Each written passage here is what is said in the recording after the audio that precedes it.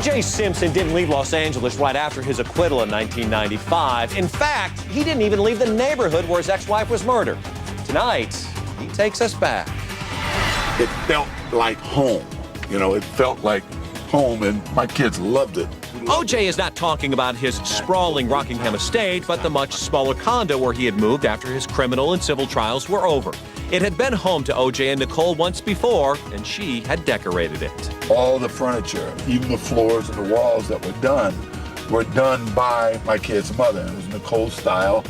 Simpson looks back in the documentary O.J. The Saga Continues from filmmaker Jay Gyra. I think he really missed his former life. But he told Gyra he didn't miss jail, where he had spent more than a year. He talked about being in high-powered lockup and screaming at the top of his lungs and no one would hear him. After his acquittal, he lived in a small hotel before moving into the condo.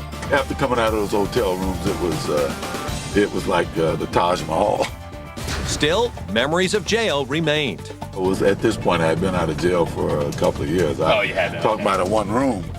Talking about a one room. Oh, very compelling, but you think you know O.J. Simpson? Well, you're about to see even another side. Starting next week on Entertainment Tonight. Who I am has been defined by these two kids. They're both honor students. Just who is the real O.J. Simpson? Caring parent? Dad just don't do anything that embarrasses me.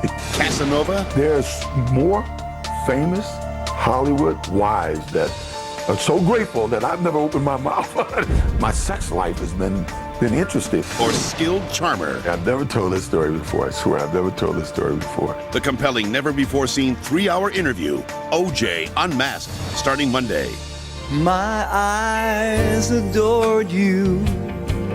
How much better can life be than when you have Barry Manilow singing on stage? Barry, it's all about the 70s in this one. It is. How did you decide which songs to pick? These are the songs that I loved in the 1970s. Well, let's kick it off with It Never Rains in Southern California. Love to. All right. So, got on board a westbound 7.